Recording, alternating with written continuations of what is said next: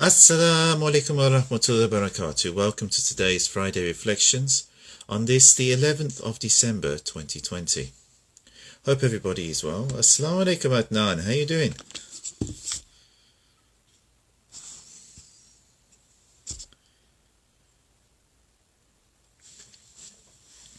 Today I would like to read a little bit from this book called The Commanding Self by a Sufi of the 20th century called Idries Shah. Great books, by the way, if you can get hold of them. I think now actually they are available on Amazon.com. They're in a different cover to this.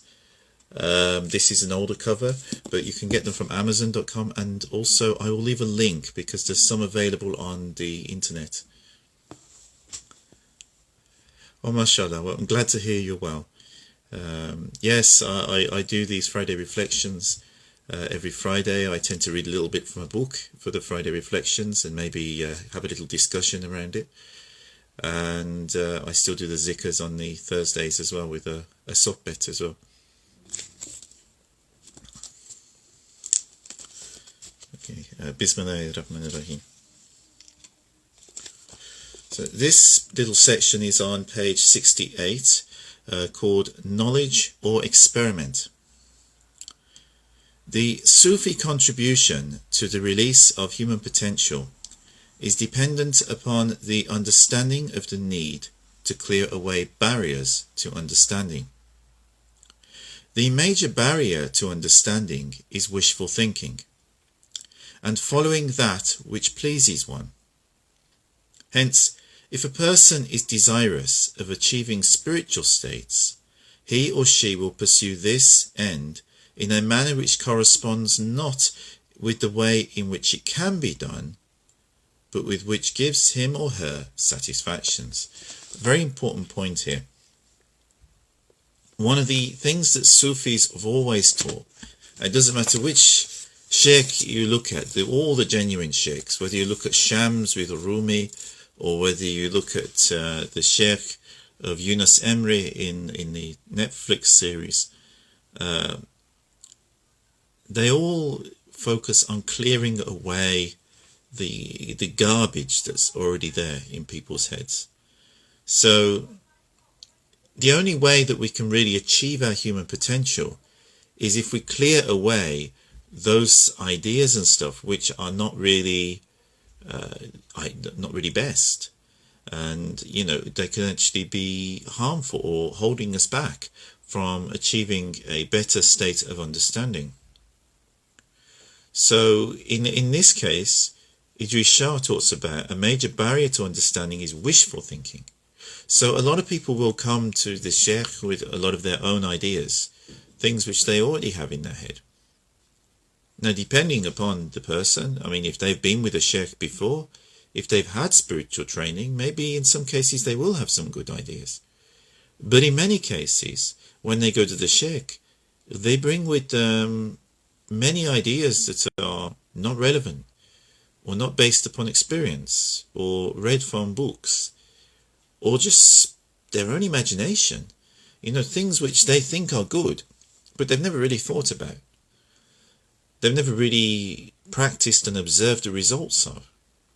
So Sufis always encourage people or put them in situations where they have to confront these ideas which they already have, and to realize what is true and what isn't true.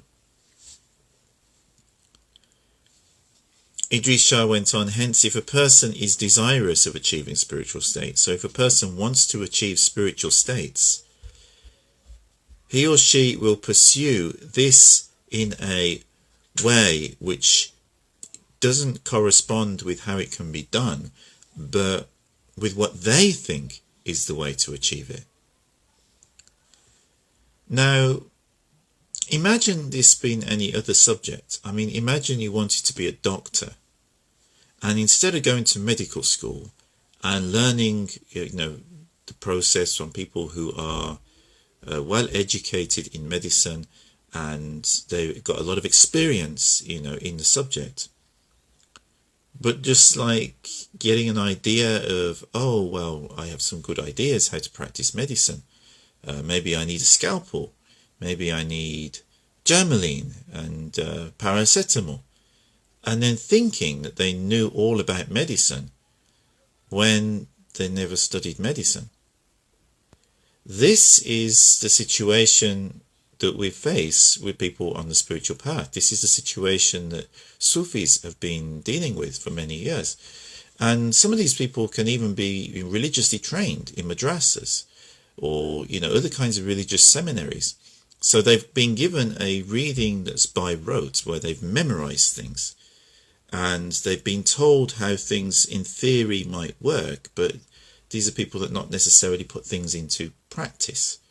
So, unless you put something into practice and you observe the consequences of what you are doing and whether it is actually having any benefit, and you can observe that clearly without your own bias getting in the way.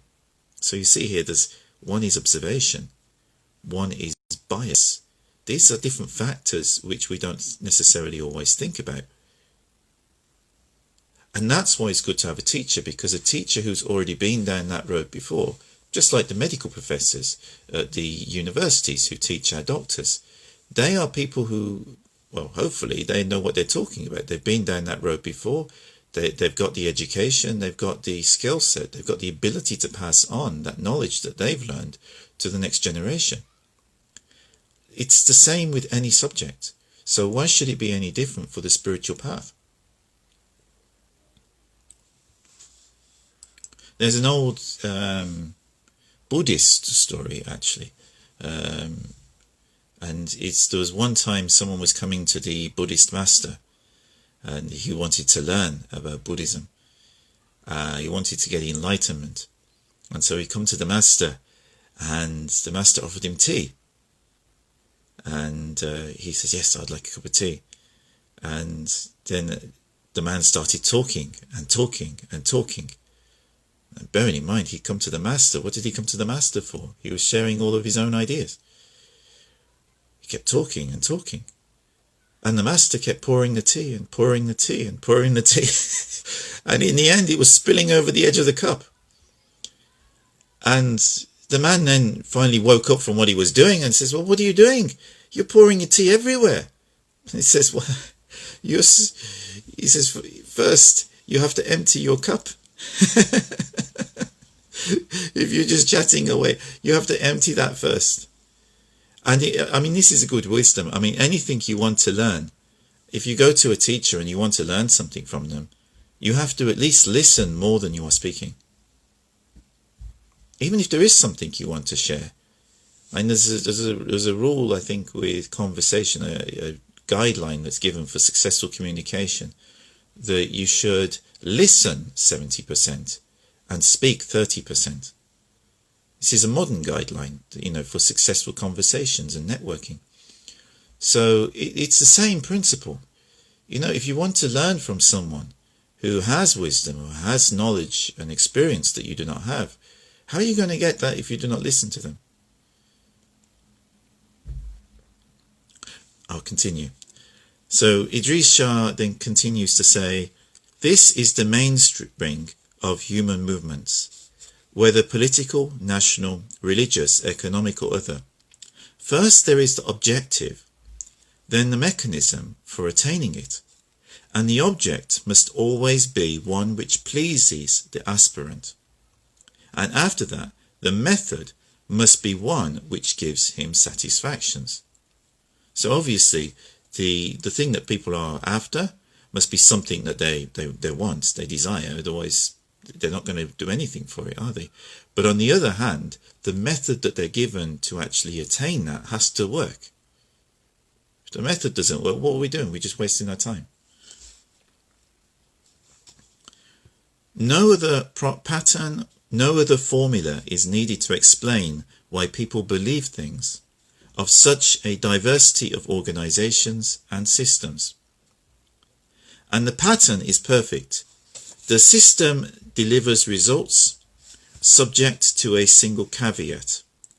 This may be stated in the phrase, an attractive objective and a satisfying procedure will always produce results, providing that the objective is possible and the methodology is effective.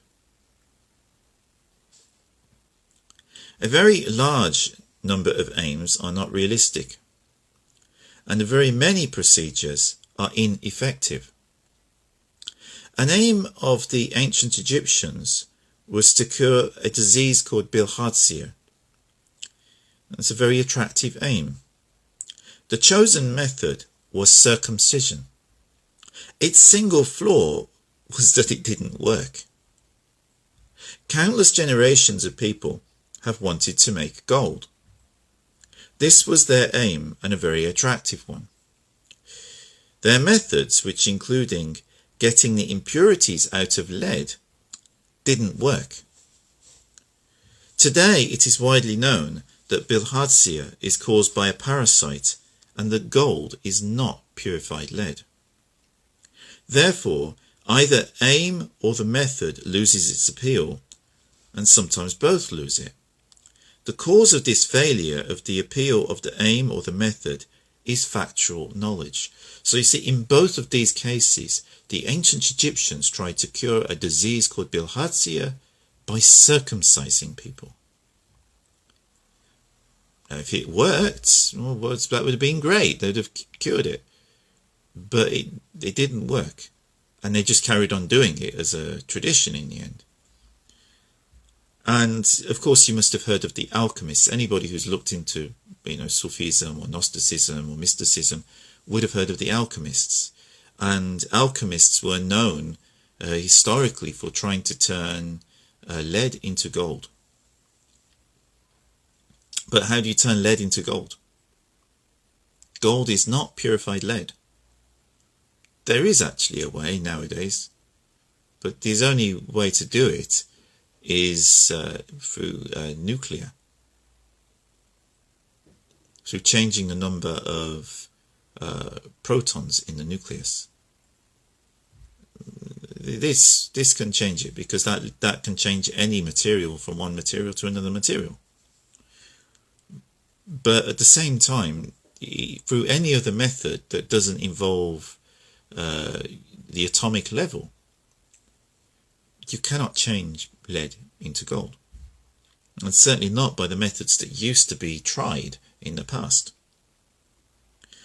The aims of contemporary people pursuing power, pleasure, fulfillment, and so on can easily be seen to be, in some cases at least, modifiable or capable of being vitiated by an increase in factual knowledge, which would illuminate the false impressions on which the enterprise or its methods are founded.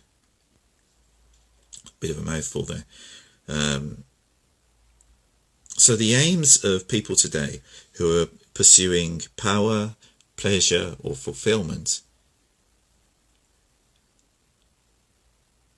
can be improved if they have an increase in factual knowledge, so they can get more success at achieving these aims if they have more factual knowledge.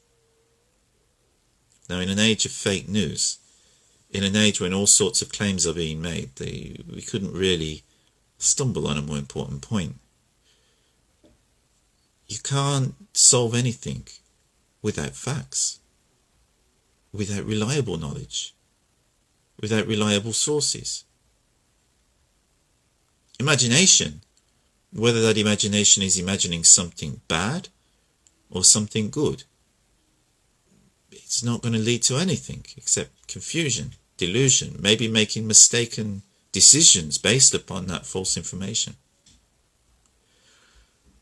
This is why the Quran places great emphasis on checking a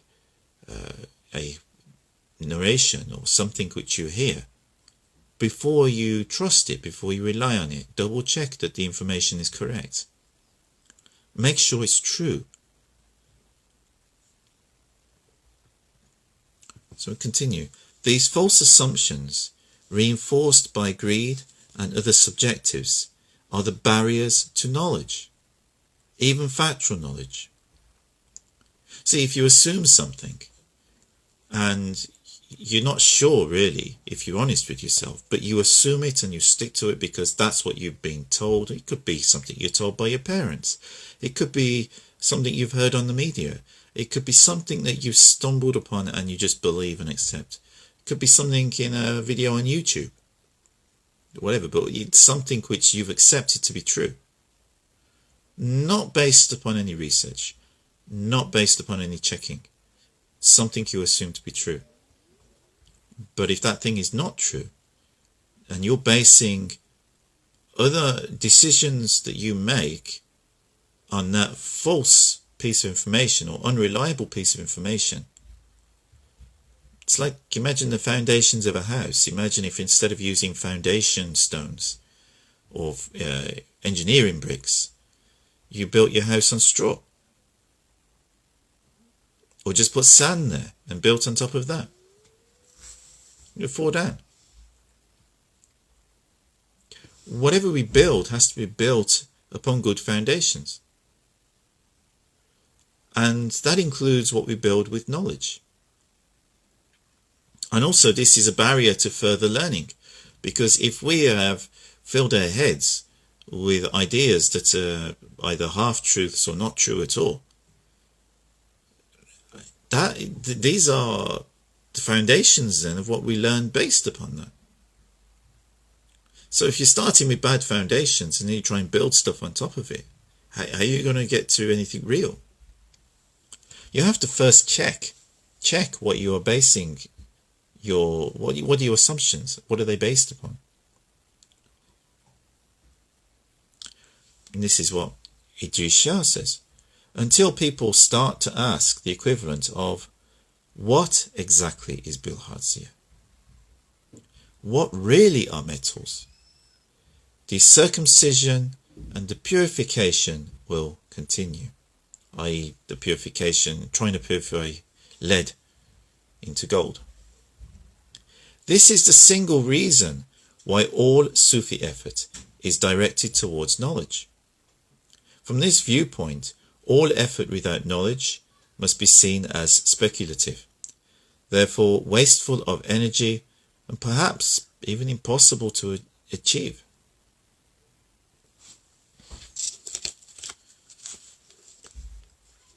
Idries Shah continues with a little story. Sweet water.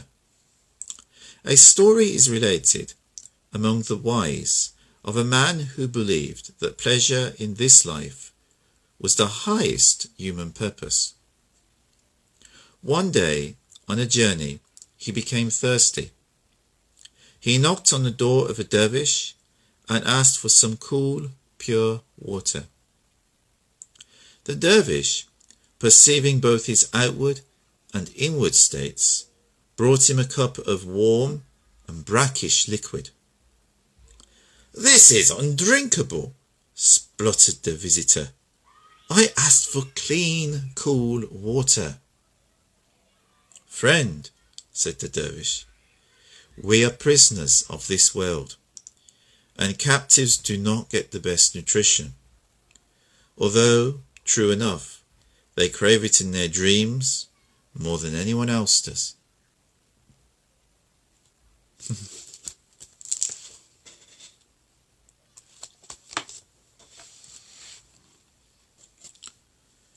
Direct and indirect learning. When there is an obstacle to spiritual progress, it is not always to be approached head on. The application of knowledge can make possible the dissolving of problems through special techniques. The tale of chests allegorizes this process. This is another lovely little story. The chests. A Central Asian was on his way to Mecca and decided to leave a chest containing his valuables with the merchant of repute in Cairo before setting off, and to take with him on the pilgrimage only such few things as he would actually need. He made inquiries and found himself in the shop of a man regarded by his fellows as of the highest probity. The box was entrusted to him, and the pilgrimage set off. When he returned and claimed his property, the merchant denied ever having been given it, and even said that he had never seen the pilgrim before. Even the neighbours refused to believe that a man with such reputation as the merchant could possibly be lying. The pilgrim, with very little money left, without friends and in a foreign land, wandered down the road in a state of shock and dismay, unable to decide what he should do next. It was at this point that a certain wise woman, dressed in dervish garb, noticed him and asked him his trouble. When he had explained what had happened, she said, "What would you propose to do about this?" I can only think I might resort to force or go to the police," said the pilgrim. "The police will not be able to help you, since you can prove no crime," said the woman. "And as for force, that would just get you into jail. If, however," she continued, "you care to repose complete trust in me, I can devise a plan which will secure the return of your property." The pilgrim agreed to do whatever she asked. She helped him to hire for one day 10 beautiful and valuable-looking chests, which she filled with earth and stones. Then she asked another friend to accompany the chests on a cart to the merchant's shop. He was a dervish dressed as a rich man.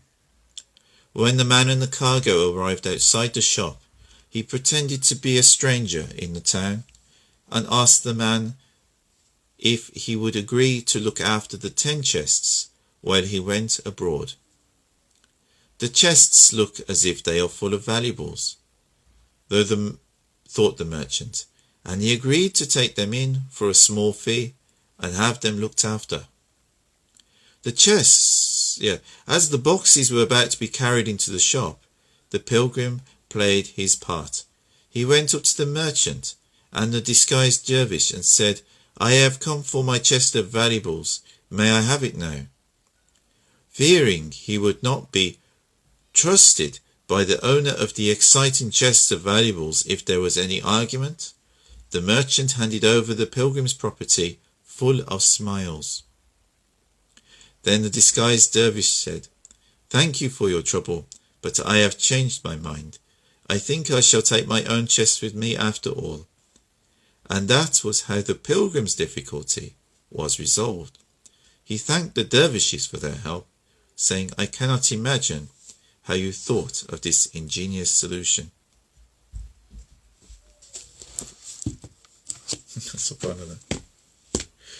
Sometimes the best way of handling things is not always the most direct approach. But again, this comes with knowledge and wisdom. And when you marry the two, knowledge and wisdom, and you increase in both, then you can't go far wrong. But if you lack knowledge, and you don't try to gain knowledge from reputable sources, it's going to be difficult to understand a lot of things, and especially those areas where you lack knowledge. And if you don't seek wisdom, you may have lots of knowledge. You might be able to recall lots of things, memorize lots of pieces of information, but you won't necessarily know how best to use that knowledge. There is a balance between knowledge and wisdom, and both are necessary. May Allah bless you all.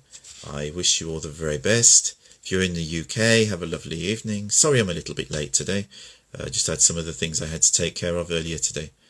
And if you're elsewhere in the world, I wish you all the very best. If you find these videos useful, please don't forget to subscribe, whether that's on Instagram or YouTube or Facebook, wherever you watch these videos. And I look forward to seeing you next week. All the very best. Assalamu alaikum wa rahmatullahi wa barakatuhu.